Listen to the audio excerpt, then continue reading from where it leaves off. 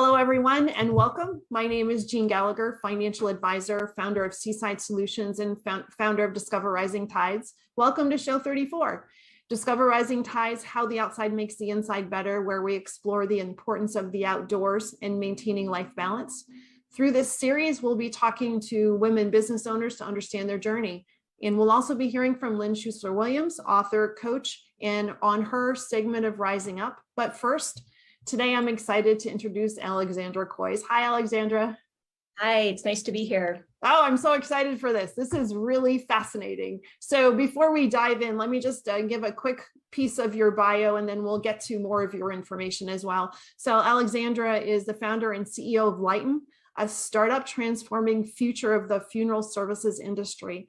Lighten offers end-of-life arrangement designed for families who want to avoid the traditional somber funeral home and offer a more uplifting experience to honor a legacy. Lighten offers personalized celebrations of life that reflect an individual's unique personal, cultural, and spiritual identity. The company's online planning portal delivers a modern, streamlined process that allows families to plan from the comfort of their own home. So I'm going to just toss something in there, and then we're going to start. From your story, but after we talked, my first thought was, this seems like common sense, and why isn't everybody doing this? So I want to thank you for your insight to this. But let's give everybody a chance to understand what's your background and how did you get to where you are, and tell us about your business in Lighten. Absolutely. Thank you for giving the summary of what we do and the mission and vision and purpose behind our work. Mm-hmm. And my background is not in funeral services. So this, starting this business wasn't part of my original plan. And I started Lighten after I experienced a loss in my own family and had my first-hand experience with planning a funeral. And it was about 5 years ago. My mom's brother passed away, so my uncle, and she was too grief-stricken to make the arrangements. So I stepped in and did a lot of the planning and coordination. And for my uncle, he was the type of guy who was always the life of the party. So the idea of everyone, dressing in black, standing in a kind of a stuffy, somber funeral home, talking in hushed tones, just didn't feel like the right fit for him. So instead, I planned something that felt like something he would have wanted. And we gathered in his favorite restaurant and did more of an uplifting celebration of life. And that felt like a better fit for him and his personality and what was important to him. And afterwards, in thinking about it, I just thought about how crazy it was that there's this entire industry set up to help families at this point in their lives when they've lost someone. But we had to go around the system to find something that worked for us. Mm-hmm. So that was my, inspiration in thinking about how can we create a better experience? How can I create a better experience? There were so many points along the way where I thought, wow, this is really outdated. This is really somber. This is really impersonal. And that was why I did something different mm-hmm. than the traditional, funeral experience. And I wanted to be able to offer that option to others as well. So that was the origin of the company. Amazing. And so what's it like to transition? So first of all, what is your background? Understanding that it's not in the funeral services or any celebration of life arena, but what was your background and what was the transition like to totally change careers? Yeah. So my original background was in consulting. So, after my undergraduate degree was actually in foreign service. So coming out of college, I spent a few years in consulting, in Washington, D.C., doing a lot of, government-focused work. And then after that transitioned into healthcare, health insurance, and was involved in, supporting the implementation of the Affordable Care Act when that was first rolling out. So I'd done a lot of, government, regulatory work. So I was always part of large organizations, very comfortable being one piece in a larger process or a larger puzzle, and kind of having a very specific role. I had held roles in, strategy and operations in large companies. And, this idea, the inspiration for Lighten, was really my first thought of doing something different and stepping outside my comfort zone. And I decided to go back to business school, and that was kind of my transition point. So after working for about 7 years, I went back to get my master's in business. And that was when I really took advantage of that time where I was already stepping out of the workforce to really give myself a shot at building something from the ground up. And it's, as you said, it's a transition. It's a completely different experience. Specifically, it's, there's a lot of risk involved, and, coming from someone who was used to kind of the large organization, kind of steady, predictable job, that was new for me, but it was something I was excited to jump into. And again, something that while I was in business school, I really dug into what it took to start a company. Took classes on entrepreneurship, joined the clubs, did every workshop that my school offered. I went to, the University of Chicago Booth School of Business, and they have a fantastic entrepreneurship program. The Polsky Center for Entrepreneurship has a lot of resources, a lot of support, a lot of workshops. So I really dug into that as a way to learn and transition into the world of entrepreneurship. And of course, in entrepreneurship, the best way to learn is to jump into it, and to put something out there and to start getting real world feedback, real life feedback from real customers. And I found that this was something that, there is a demand for. There's a lot of interest in doing this, doing end of life, doing funerals, doing celebrations of life in a different way than has typically been done. And, to your point, not a lot of, people assume that funerals have to be a certain way just because that's the way they've always done it, or that's the way the industry has always done it. But it doesn't have to be that way. There's room for many more options, personalization. So I think, when, families hear about us, when they come to us, they're, it's a really compelling option, a really fulfilling option to be able to do something that feels true to your loved one's spirit.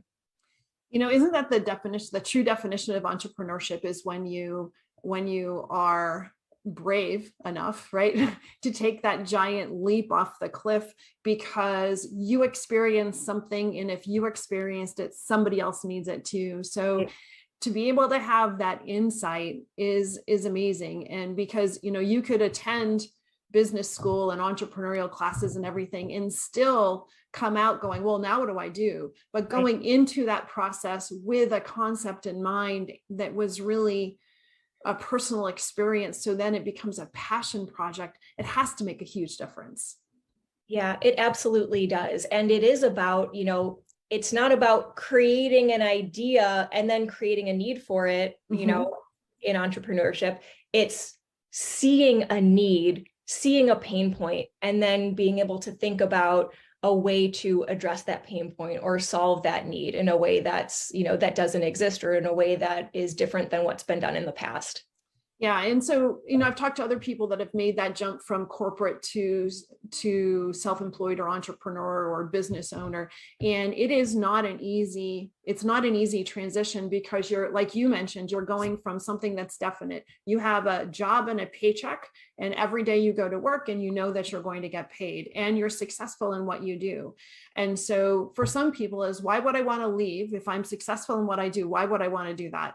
Right? Or how can I do that? How do I be brave enough, and how do I make those changes? But as you're going through school, is there anything that really spoke to you through your master's program and all of the courses that you were taking that just said, wow, this is what being a business owner really is?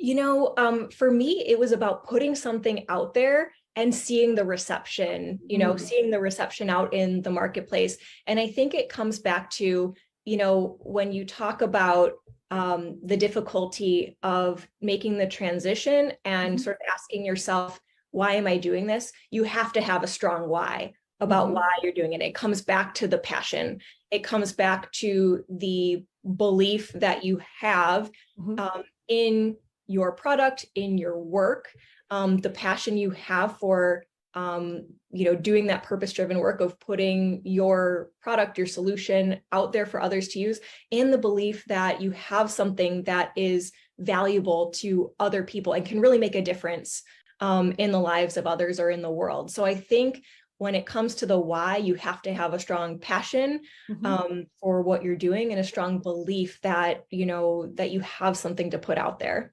Yeah, I agree too, because not every day is rainbows and sunshine. Lots of ups and downs. It comes with the territory. Yeah, it does. It does. And not that a regular job wouldn't come with those, but there's such a difference with, if this doesn't go well, you have to put all of those thoughts out of your mind and out of your consciousness so that you can forge ahead. So let's talk about the funeral industry as it exists, right? And then we can paint a little bit of a picture to see how really different what Lighten is now, even compared to what you did for your uncle also. So the typical funeral service, correct me if I'm wrong and expound on this too, is, a family member passes, and it's very typical to call the funeral home. Then the funeral home makes all those arrangements, talks to Social Security and does all of those things in the background. And then the stuffy people show up in their suits and ties and very stoic, right? Stoic is a better word, but and process through that to help people with their grief. But it is very regimented. Yes, and it's sort of like a one size fits all approach. It's sort of like everyone goes through the same steps, everyone gets the same room or rooms. And it sort of looks very similar for each person who goes through the funeral home environment. And, you mentioned wanting to contrast it with the types of, gatherings that Lighten has helped families deliver. And we are helping families gather in non-funeral home environments, places like parks, restaurants, theaters, museums, live music venues, places that are more uplifting and that often feel like a better fit for the specific person that the gathering is for. So someplace they would have loved, or someplace they, love to frequent. And the types of ceremonies that we offer is often tailored. Those ceremonies are tailored to the unique identity of the individual who passed away. And you read this at the top during the intro, that oftentimes we find that is a ceremony that reflects the loved one's unique personal, cultural, and spiritual identity. And so what we may be, the way that the ceremony flows, or what we may be highlighting or celebrating, is a little bit different for each person that we work with. For some people, it's, their spirituality, or it's an element of their cultural heritage. For others, it is their career, or their hobbies and passions, or it's the philanthropic work they've done. But it's all about, tailoring the celebration of life ceremony, and also the surroundings and the details of the gathering to that person's authentic identity. That's amazing, because there has to be healing pieces on both sides, so that if the person that is not well and prior to passing can be involved in that, then they know, right? So there's some healing process that happens before they pass, because they know that the process is going to be tailored to what fits the family better, not necessarily thinking about what fits the patient better, right? But when you're talking with the family members after the family member has passed, you're able to ask questions about, what do you want? And that has to make a difference in the healing process. Yes, I love that you touched on the healing process, because for a lot of people, it is about the process. We worked with a woman a little bit earlier this year who told us that she wanted to take joy in the process of planning and thinking about what can she do to celebrate and honor and pay tribute to her wife's life. And, so that was part of her grief journey, her healing journey, to be able to derive comfort and healing and hope from creating a celebration for her. And she also said to me afterwards, creating this tribute to her life. So for this particular ceremony, we created an immersive museum exhibit as a tribute to her wife's life. And there were photos of her and her family. There were pieces of furniture that she restored. There were journals that she wrote in, clothes that she wore. And creating this exhibit our client said to us afterwards, it allowed me to feel like I was putting her back together again, because she had suffered a long illness prior to her passing. And that to me was very powerful to help someone create something that allowed them to feel like they were, putting their loved one back together again was really impactful and really powerful, and really gets at the heart of why we do what we do. And, to your point, that's part of the healing journey for the people who are planning, for the people who are coming together as a community, all of the family and friends, to honor that person who had an impact on their life. And you also mentioned, those who pre-plan their own life celebration before they pass away, because it is important to some folks to have a say in that, to have agency over what is this final tribute to their life, what does it highlight, what does it celebrate, because that's part of defining their legacy. So we do have some folks who come to us to plan their own celebration before they pass away. So I think in both cases, it's a really important part of defining a legacy and deriving peace and healing from the process. I really love that. And I really love the fact that it's the life celebration versus a funeral. Right? Just the words that we use to describe events really paint a picture of how we're supposed to feel about the event quite often, right? And so when you hear people talk about life celebration. So we have a party after the funeral, and that's the life celebration, because that's where all the healing happens, not when everybody's sitting in and going through the funeral process, but it is afterwards when you're able to tell stories or just break bread or have a celebration, right? And so for you to be able to bring that celebration to the very beginning of the grieving process is brilliant. Yeah. It is really brilliant, by the way. I really appreciate, that feedback and reaction from you, because it is energizing to know that this is meaningful, to the people that we work with, to people who hear about it, because it can be a very it can bring inspiration and healing and fulfillment, rather than, and as you pointed out, words matter. And I think when people think of the word funeral, they think about, they think about sadness, they think about loss.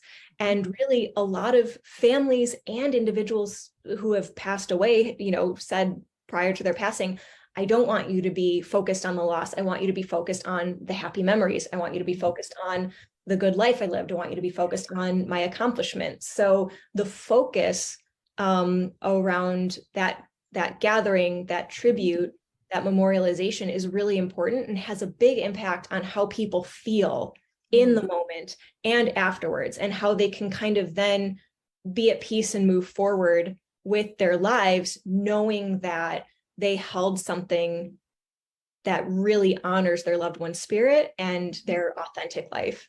And it's personalized. Yeah.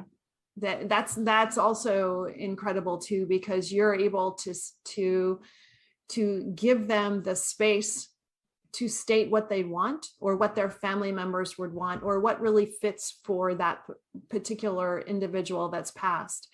And so what do you see? You mentioned that you can do this anywhere. So you, the woman that had the museum situation, and that's just very different. Very, very different, but you're able to do this in outdoors, or you're able to do this everywhere. And how do you think how does that affect, or what do you see as people are going through their grieving process and working through the different stages as you're working with them? How do you see that? I think the setting often has an uplifting effect on the people who are gathering there. And, to your point, some of the most popular requests that we have are for ceremonies and gatherings that are held in outdoor environments. And I think there's sort of two aspects that come into play when people talk about wanting to gather outdoors. One is if their loved one spent a lot of time outdoors, maybe they loved gardening, hiking, spending time at the beach, maybe whatever their particular outdoor passion was, the idea of gathering outdoors to honor them is really compelling because it feels like it's bringing their loved one's passion and spirit, into that location with them. And the second aspect is I think people take a lot of comfort and healing from being in an outdoor environment, just the conditions, light, brightness, fresh air, open space, all of those things are very healing and very comforting. So I think those two aspects together, are really compelling reasons why people want to gather in the outdoors. It has a huge healing effect, which I know you've heard from many of your guests. You've heard dozens of different ways that people incorporate the outdoors into their own, habits to bring peace of mind, to bring health, and I think those same elements are what people are drawing on when they want to gather in an outdoor space to get their family and friends together and honor their loved one. There's something about not being enclosed in a building. Yes. Right. That benefits all of us. And you're right. Different people's experience outdoors is very, very unique to that each individual, but it's that not having the confining space. And I think too, this is just me throwing something out there, so you tell me if I'm like totally off the wall here, but I would think too that the energy inside of an enclosed building, so you have the energy of everyone in a mourning process, right, inside of a closed building, and all of that energy in I don't want to say I can't figure out the word, not negative, but not happy, not a celebration, right? So it can be very confining and heavy. And outdoors, there's heavy. a freedom that comes with being in the outdoors, and it's that confining feeling versus the feeling of being unconstrained and free. Yes. And so how do you, when you're dealing with families, how do you see their reaction in their grieving process, and how does that work? So let's break it down a little bit. When you are meeting with a family, what is your process in helping them through this? The very first piece of the process is getting to know them as a family and getting to know their loved one.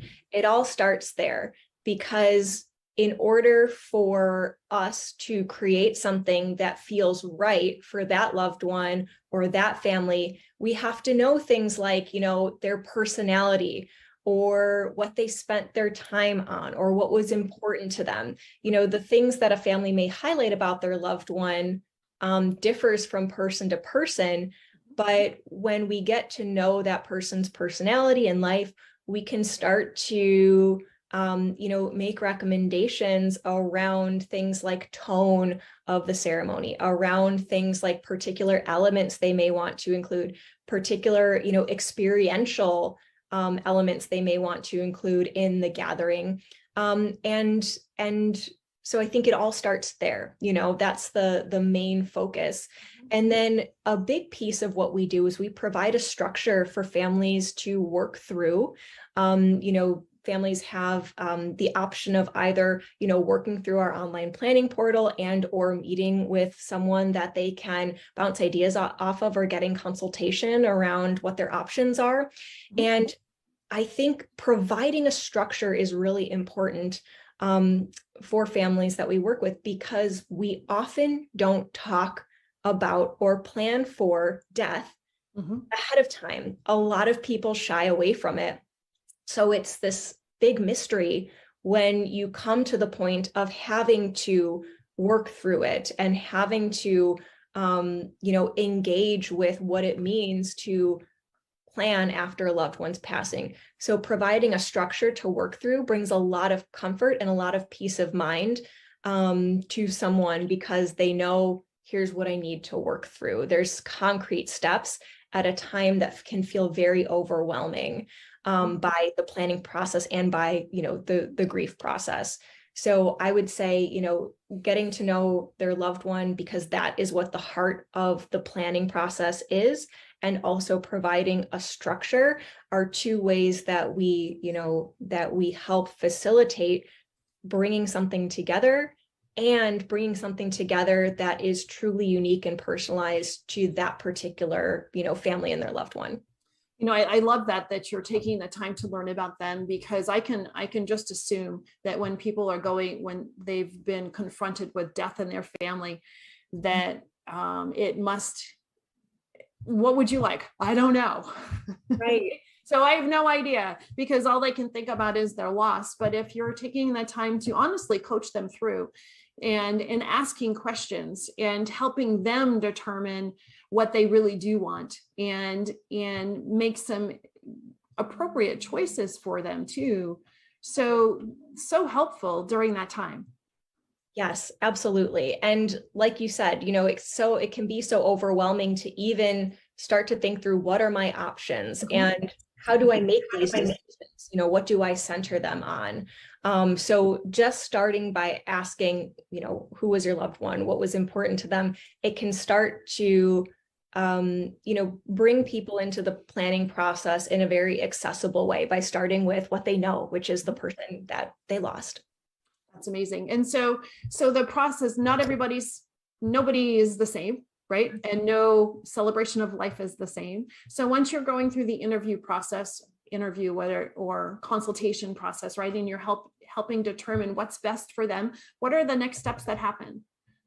So after we, help a family determine kind of what they want this to look like, there's often a time where, there's some work on the side of the family and some work on the side of our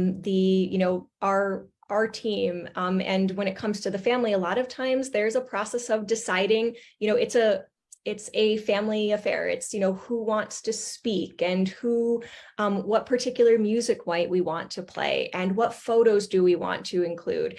And again, we have a structured process and framework to walk them through. Here's the steps that that everyone typically follows, but kind of what each person does with each of those elements is personalized to their loved one. So there's some work on the side of the family and kind of gathering together those personal touches, those personal details.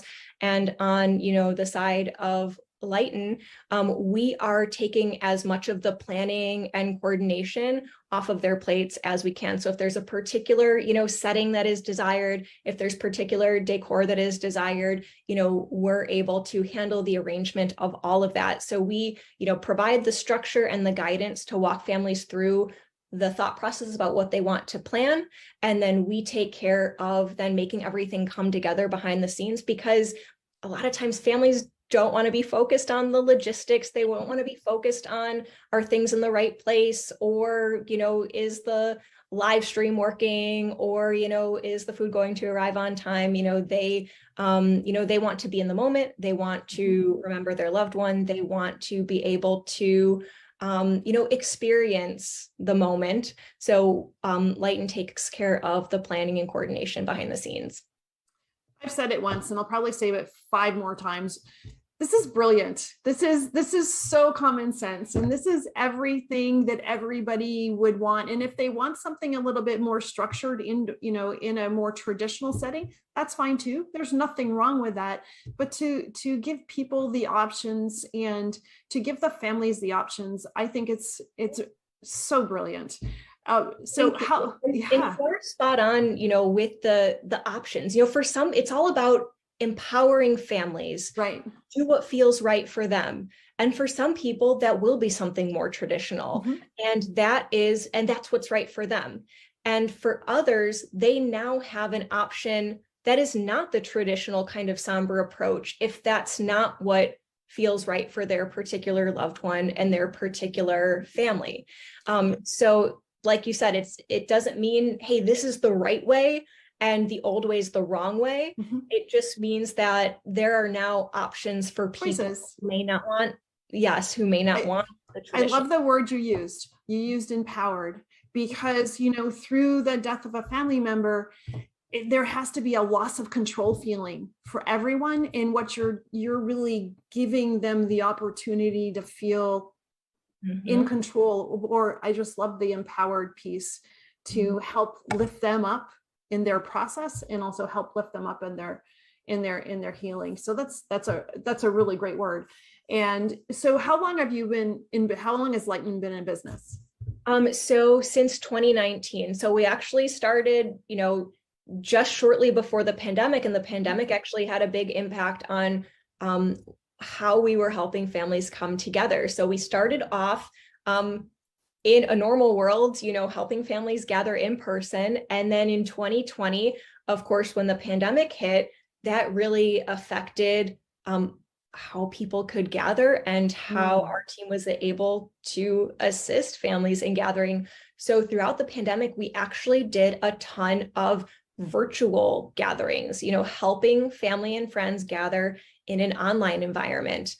Because we had, as you can imagine, we had so many families reaching out to us saying, what can we do right now? We're dealing with social distancing, we're dealing with travel restrictions, but there is something so important, what we heard from the people who are reaching out to us, to feel like you did something to mark that person's passing, to honor their life. There's a ritual that's really important to people, where when you lose it, there's this feeling like, a lot of people describe to us like it's hanging over my head that I haven't done something for my loved one. I haven't done something for them, and I haven't done something that allows our family and friends to feel like we had the opportunity to come together and express feelings, to share our memories. So the loss of that ritual was very impactful. So we did a lot of virtual gatherings, which still allowed people to preserve their traditions and to come together in community to honor their loved one. And, we were able to help people of many different backgrounds, many different faiths, many different, with many different ideas about how they wanted to celebrate their loved one's life. Again, personal, cultural, spiritual, or a combination of, all of those elements. And we were able to help give them an environment that still, honored those things. And a timely closure. Yes, that's exactly right. And a lot of afterwards, that timely gathering, people came back to us and said, like, now I feel at peace with it. Now I feel at peace with what I was able to do for my loved one. I'm sorry. What I would think there during COVID, there were many people that didn't have that timely closure, because it wasn't either they didn't have any sort of a service or a celebration, or it was just the minimal amount that could be done under the circumstances of social distancing. And for you to have a business structure that's so flexible to really incorporate what's going on in the world today, and here's what my people need, and then how do we meet and provide the solutions no matter what. And then that takes it into, post-COVID is so different than pre-COVID, right? So now it is so much more acceptable to show up virtually. So it really doesn't it give the families a chance to expand their celebration to others that can't make it? Yes, absolutely. And, it's interesting, obviously the virtual gathering offering was born out of COVID. But believe it or not, we still have, even as the pandemic conditions have alleviated, we still have a decent number of families choosing virtual, because families are so spread out these days. There are family members in different cities, oftentimes different countries. And, it can be very hard to get everyone together in the same place at the same time. So some families are still choosing virtual, or they are choosing a hybrid or a combination of in-person and virtual, where there may be a group, a small or large group, gathering together in one place, but they want people who are joining remotely to be able to view, or in some cases participate in the ceremony. And we're able to help families who are gathering in person also either live stream out the ceremony happening in person, or in many cases set up the AV so that there's two-way communication, where the virtual guests can be seen and heard by the in-person guests, and vice versa. The in-person guests can be seen and heard by the virtual guests also. And so it's been really interesting to see some families still choosing virtual because their families are spread out, or we've heard from others that it can be a more manageable planning experience, doing a virtual gathering. And, we have families tell us, I am, juggling caregiving for my older relatives, caregiving for my children, doing my full-time job, and having to plan something is really overwhelming. So for some people, the virtual option can be a really good, more manageable planning experience, and it's almost become, I would say the option to gather together at an in-person ceremony virtually, the option to join virtually has almost become expected. Like, have people say, like, just assume that there's going to be a virtual option for people who can't be there in person, because as you mentioned, it's become so accepted. And it might be people who have travel issues. It might be elderly relatives with mobility issues, but there's a lot of accessibility that has come from the option to gather virtually. So I think it's been really great to see families be able to take that experience and still make, really good, connecting and interactive use out of it. It's amazing for you as a business owner to create this platform in 2019, right? And then COVID hits, and to have the flexibility to pivot and not lose a ton of traction in building your business. Yes. And I think, that also comes back to the why of what we do, the purpose of what we do. It has to be this particular model or method of gathering. It's all about, how can we help families gather for this meaningful, ceremony, this meaningful tribute to their loved one. And, that might mean we have to make that happen in different ways, depending on what families are in need of or what the, conditions are. So I think kind of sticking with what is the heart of what we do, what is the value that we bring, to the pain that families are feeling.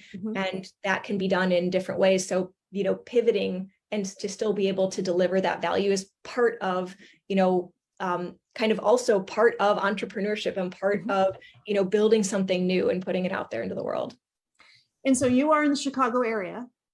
So primarily your clients are in Chicago, or do you find that you're also working more virtually with everybody outside of Chicago? Yeah, I would say it's a little bit of both. We have done virtual ceremonies as close by as here in Chicago and as far away as Alaska. And oftentimes, we have guests joining from different countries.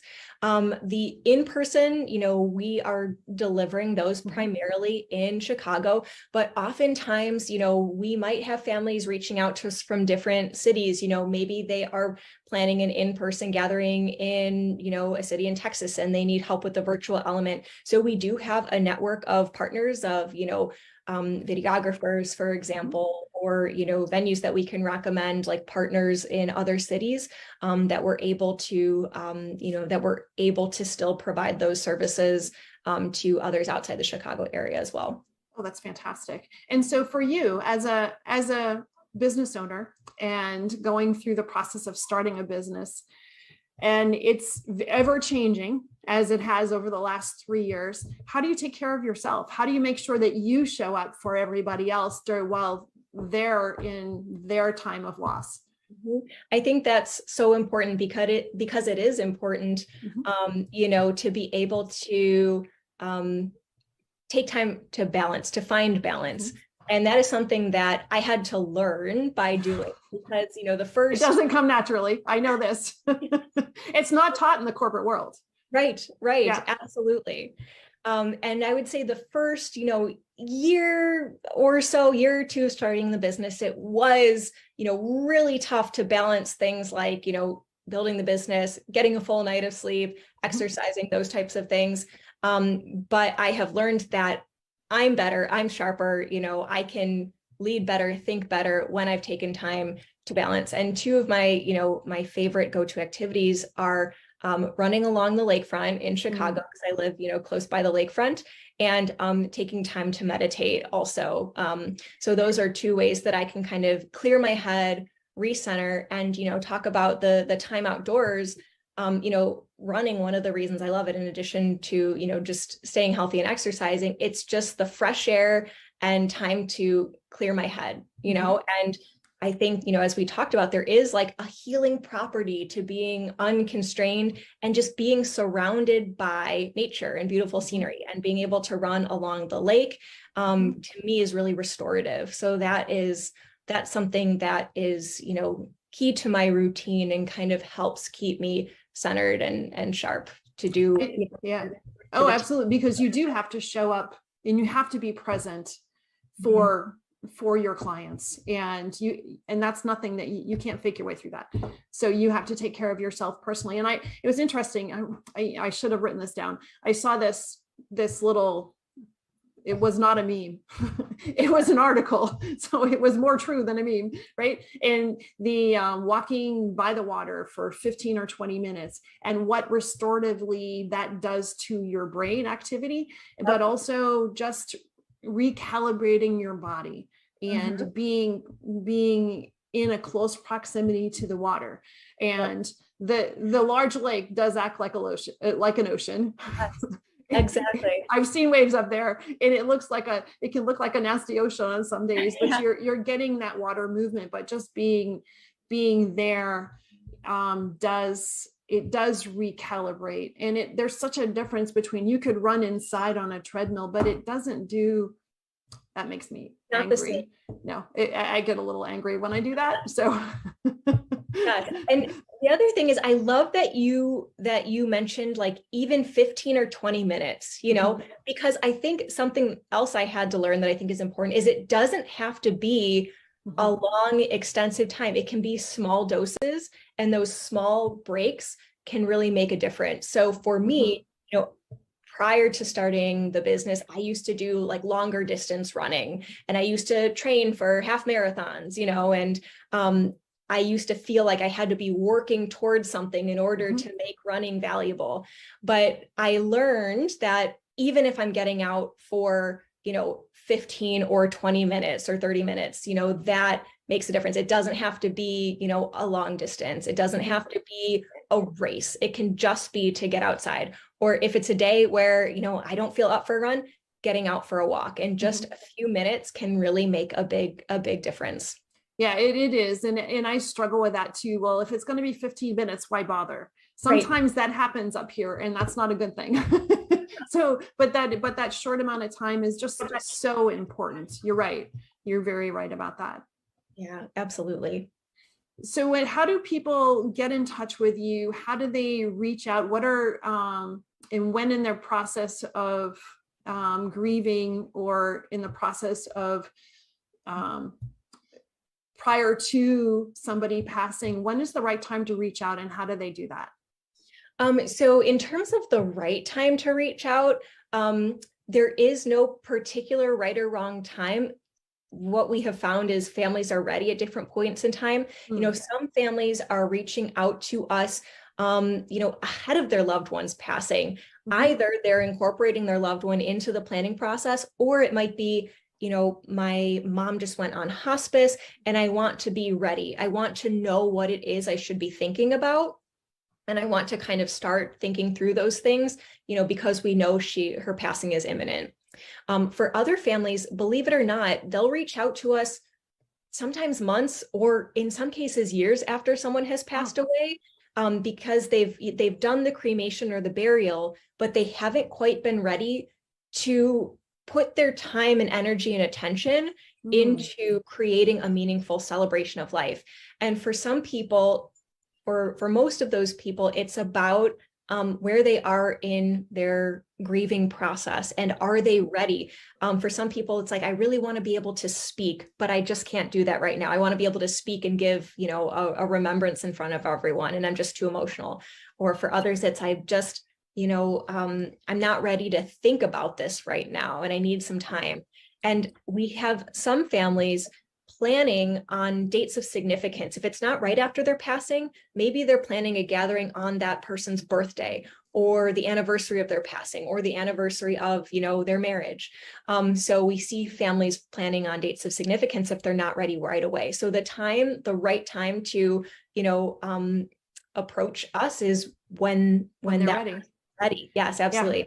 I never would have considered the after the fact anywhere down the road. And that's really a great point, because once there has been a burial or a memorial or whatever that happens to be, but there wasn't a celebration and they're feeling a gap in their family's grieving process, what a great time to pick a date of significance to have that celebration of life. Mm-hmm. Yes, that's exactly right. And I think that's another departure from, tradition. Typically, funerals happened right away, Right. because there was, a body that had to be buried and everything happened very quickly. But more families are choosing to separate the actual burial from the remembrance and the memorial, because it might be what's right for them. So for a lot of people, it's and sometimes people come to us asking, is this okay? And for a lot of people, it's about letting them know that is okay. You have permission to do that if that's what's right for you. So it's really, again, that's another way that a family can personalize the process and the gathering to what feels right for their family. And so that's, in terms of a timing perspective, that's what we're seeing. When it comes to the way people reach us, a lot of people find us by word of mouth. They may have, attended a celebration of life that Lighten hosted, and we'll have families saying, I saved your information in case I ever needed you, and now it's a year later and I'm reaching out. Or they may receive a recommendation from a family member or a friend who has utilized us in the past. A lot of families also find us online. That's a big part of where people start when they start with, where do I find, how do I plan a celebration of life? Or where do I find, this particular type of, company? So families can find us online at lightenarrangements.com, or they can reach us by phone at 312-373-0847. That's fantastic. This has been just fascinating, Alexandra. I so appreciate that we were connected and had this conversation, because this is incredibly uplifting in an area that can be very heavy. Yes. So the service that you bring to families makes such a difference. Thank you. And I'm so glad to have the opportunities to speak with you about this. Like, I love knowing that you get the value of the services, that we provide. And the questions that you asked were just so interesting to dig into, and, and so meaningful and fulfilling to be able to have this conversation with you. So I really appreciate the opportunity to speak with you. Oh, thank you so much. So if anybody would like to hear more or learn more about the company, so lighten.com, and we'll make sure that your contact information is in the show notes as well. So I want to thank you very much for your time today. Thank you. Yes, it's actually lightenarrangements.com. Oh, thank you. Lightenarrangements.com. Yes. And so, yeah, that's where we can be found online. And thank you so much for the opportunity to share with others the work that we do, because, awareness is a huge part of people understanding that they have options. You are so welcome. Hi, everyone. I'm Denise Stiegel. I am the healthy lifestyle coach, or the healthy living liaison, and curator at livinghealthylist.com. And I'm really excited today about my recent conversation with my friend, Jean Gallagher. Jean is a financial advisor with Seaside Solutions and the amazing host of the podcast, Discover Rising Tides, How the Outside Makes the Inside Better. We had an in-depth conversation on the topic of, get this, contentment, and why that is actually a bad thing for you. Watch more and subscribe to Discover Rising Tides at discoverrisingtides.com. I'll see you there.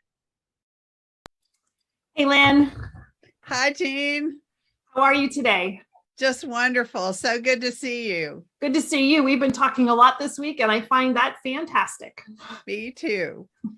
So, what nuggets do you have for us in your Rising Up segment today? Well, Jean, I've been thinking a lot and hearing a lot in conversation from folks about this days getting shorter thing that's happening with all of us. And, it is an opportunity if we look at it that way, right? My friend who lives in New Hampshire told me yesterday that it gets dark at 4:30 in the afternoon there, and I was astounded. But the longer nights, the shorter days, inherently have a natural rhythm opportunity built in. So I've been thinking a lot about that. I've been thinking a lot about how it's similar to the opportunity that we get with the new moon, right? So the lunar cycle is similar to the annual cycle. And so in both this, winter solstice time and in the new moon, we are in the darkness, right? And if we take it as an analogy about what happens to a seed, right? If you take a seed and you put it in the earth, it's in the darkness. The sun isn't getting to it, but that's where the germination starts, right? And so we can look at this time that way too. And we hear a lot this time of year about visioning what we're going to do next year and planning for and setting goals and all those sorts of things. But if we really look at it as an opportunity to be in the quiet, to be in the darkness, and to allow our germination for all of that stuff that we're about to break into and get done to happen, then it becomes a real opportunity. And that'll happen for different people different ways. But I love that analogy of the new moon is the time of the darkness and the sun isn't reaching it, and it's the time of the germination. And the same thing happens in the winter. It's the dark time, it's the time. And then on the solstice, we turn, right? We shift and we turn toward the light, and the days incrementally get longer and more light comes in all day long. And that seed gets a little bit more warmth every day and a little bit more light every day. And more things start to happen with what we want to get done. And so I just wanted to invite our listeners, Jean, into this space of what are we germinating? And what are we willing to spend a little time in the silent darkness with, so that as the light increases, we can really move into momentum and growth and an exciting new time for 2023. So that's what I wanted to talk about today, Jean, and I hope that's fun for you. I love that. And, in some of our discussions that we've had, the word allow has come up a couple of times, and here it is again. And I think you're right. We just need to allow and not fight this darkness and do some pre-planning. Thank you. Beautiful insight today. Thanks so much, Lynn. And I look forward to this segment every time. Thank you so much for listening today. Today's show is sponsored by Seaside Solutions, my financial services company. As a business owner, it's easy to be pulled in many different directions, and often taking care of yourself plummets to the bottom of the list. For me, I find myself outside to reground. My time outdoors helps me manage my day more effectively and be more present for my clients. Through this, Discover Rising Tides was born. At Seaside Solutions, we truly believe that education is the foundation of financial wellness. Our primary focus is to provide guidance that is designed to help you achieve your long-term financial goals and visions. Working with a plan allows space for doing more things that you love, like being outside to make the inside better. If I can help you create or realign your plan, or if you would like to be added to my weekly newsletter, please let me know. This week's topic was 5 ways to set more achievable goals. Your referral means the big, beautiful world to me. And if I can help, please let me know. And thank you so much for listening, and see you next time.